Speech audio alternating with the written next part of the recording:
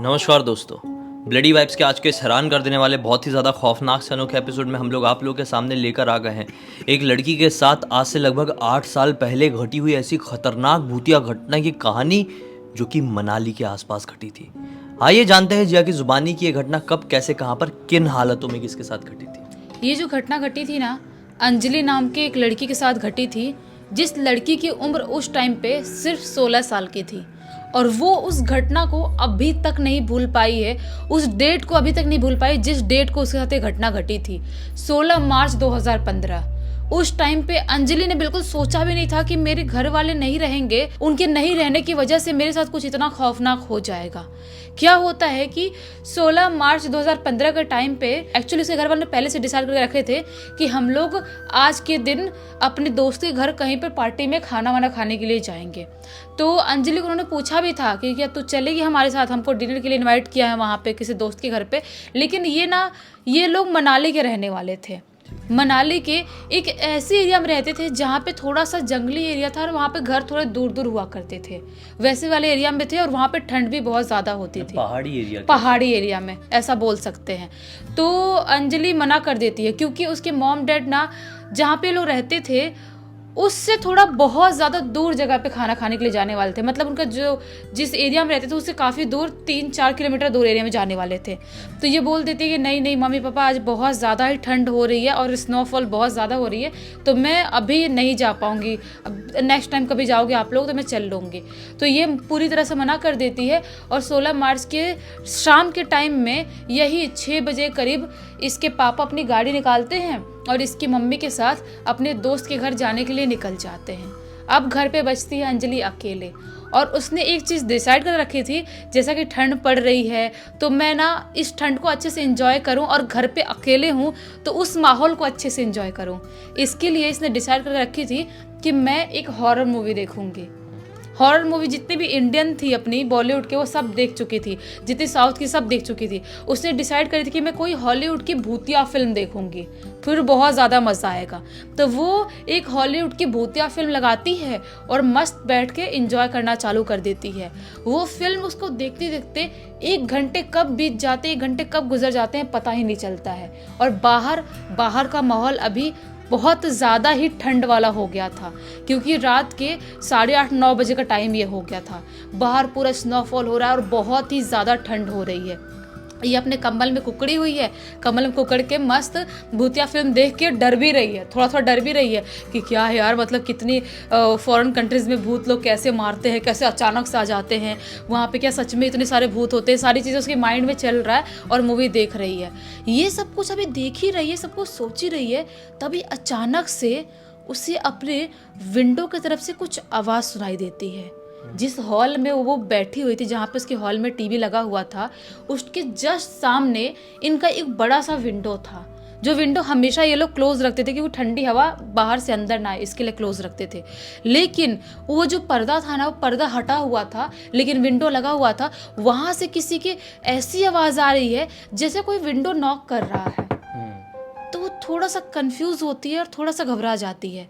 इस वक्त पे मेरे घर पे कौन आ सकता है? मैंने अपने ना ही किसी दोस्त को बुलाया है और ऐसे मोस्टली हमारे घर पे कोई आता भी नहीं है। जब मॉम डैड रहते हैं तभी उनके कोई भी दोस्त आते हैं। इतने रात में तो आज से पहले कोई नहीं आया, तो कौन है भला, देखती हूँ जाके। वो सोफा पे जहाँ पे बैठ के मूवी देख रही थी वहाँ से आराम आराम से उठती है और विंडो की तरफ जाती है।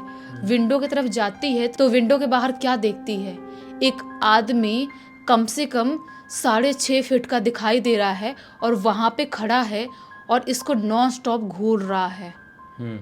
और वो जो आदमी था ना, बहुत अजीब दिखाई दे रहा था।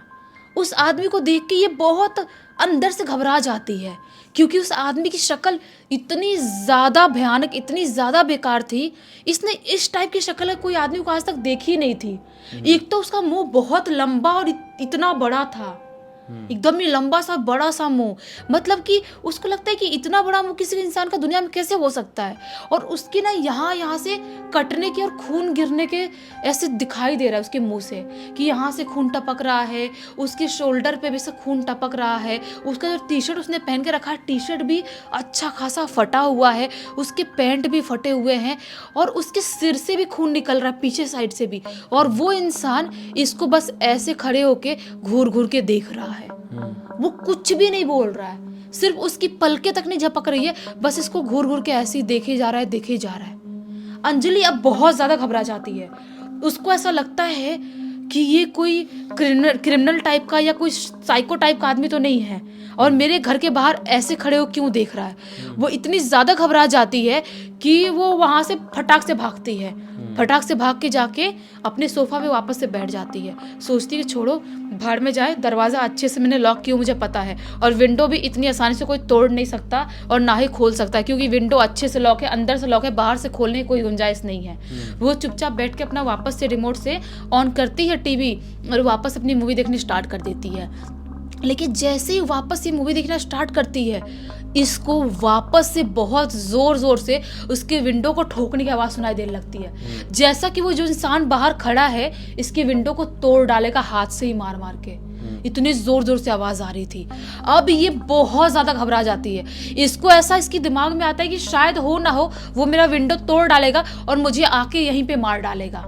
उसके दिमाग में यही आता है। अब वो सोचती है मैं मम्मी पापा को फ़ोन करूं नहीं करूं, कुछ भी नहीं समझ पाती। उसको ऐसा लगता है कि मम्मी पापा को फ़ोन करूंगी क्या सोचेंगे कि मैं अच्छी खासी 16 साल की हो गई हूँ, क्या मैं घर पे खुद को सेफ नहीं रख सकती, क्या मैं घर पे अकेले नहीं रह सकती, और मम्मी पापा को क्यों डिस्टर्ब करूँ, फालतू में ज़्यादा टेंशन लेंगे। वो अपने हॉल से उठती है और भागते हुए अपने बेडरूम की तरफ जाती है, अपने बेडरूम तरफ जाती है और अपने बेडरूम में घुस के अंदर से अपने बेडरूम को लॉक कर लेती है। वो सोचती है अगर वो बाई चांस कैसे भी विंडो तोड़ के या कैसे भी मेरे घर में घुस भी गया तो कम से कम बेडरूम में तो नहीं आ पाएगा। अगर ऐसा घुस भी गया तो अपने बेडरूम में जाके कंबल में घुस के चुपचाप अपने बेड पे बैठ के और वेट करने लगती है। पता नहीं क्यों वेट करे थे, उसको भी समझ में नहीं आ रहा था कि जो आवाज़ आ रही है बाहर से वो अभी भी आ रही है, वो इंसान अंदर तो नहीं घुस जाएगा, ऐसा सोचने लगती है बैठ के। अभी बैठी हुई है तभी अचानक से उसे उसके हॉल वाले एरिया से कुछ बहुत ज़ोर से गिरने की आवाज़ सुनाई दी, जैसा कि कोई बहुत ज़ोर से कूदा और उसके हॉल वाले एरिया में कोई गुलदस्ता रखा हुआ एक उसको उठा के पटक दिया, ऐसी आवाज़ सुनाई देती है।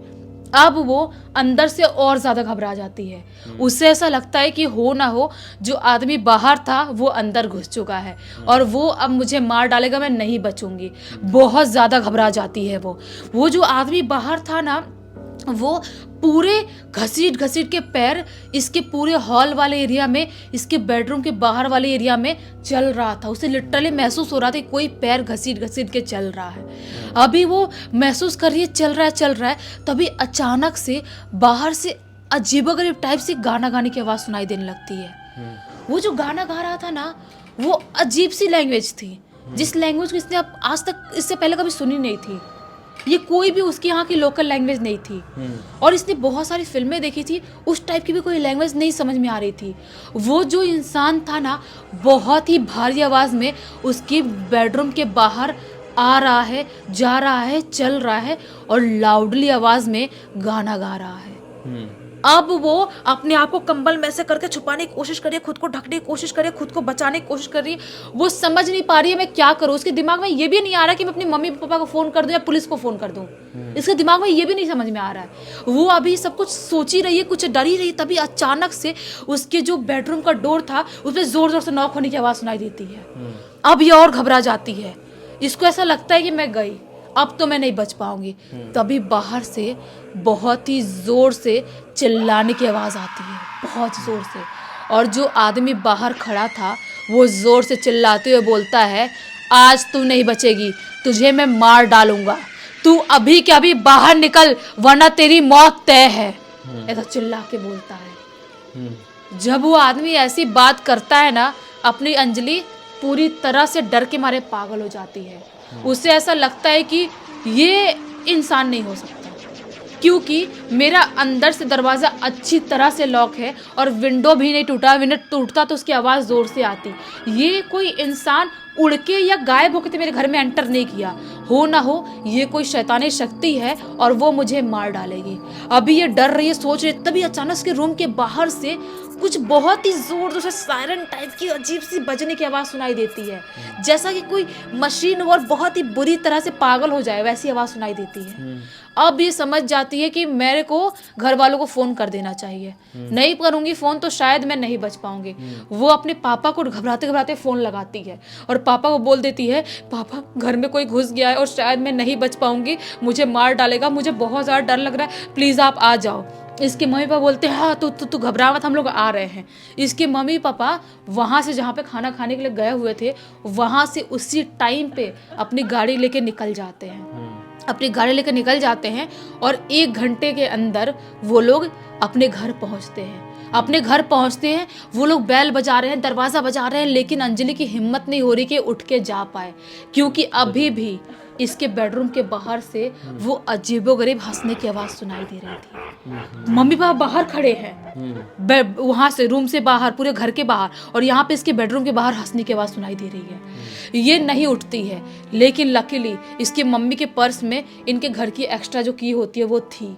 मम्मी घर का दरवाज़ा खोलती है, मम्मी खोलती है और घर के अंदर एंटर करती है।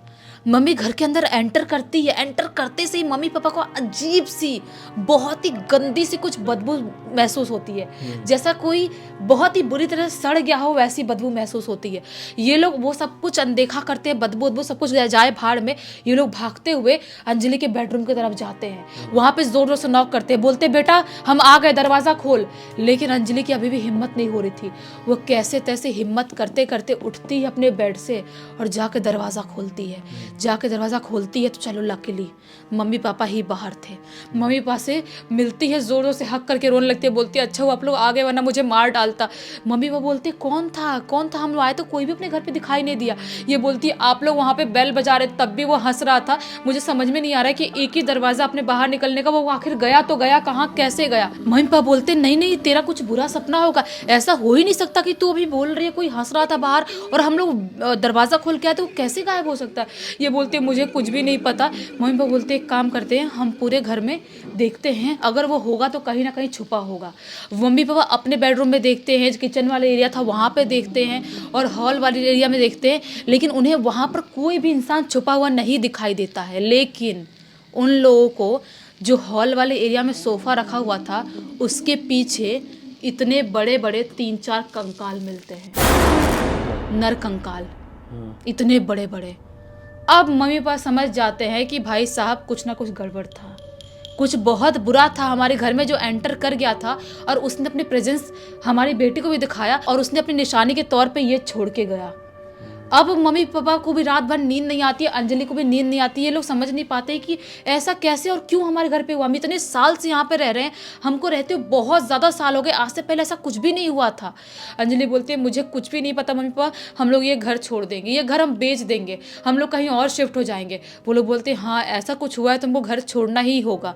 ये लोग मम्मी पापा ये लोग बात करना स्टार्ट कर देते हैं और विदिन 10 days ये लोग उस घर को बेच के, उस घर को खाली करके कहीं और शिफ्ट हो जाते हैं, रहने के लिए चले जाते हैं। बाप रे, मतलब शिफ्टिंग के बाद फिर चीज़ें इनकी ज़िंदगी में ऐसे रिपीट नहीं हुई? कुछ भी नहीं हुई, आज तक कुछ भी नहीं हुई। लेकिन वो एक्सपीरियंस आज तक अंजलि और उसके घर वाले नहीं भूल पाए हैं।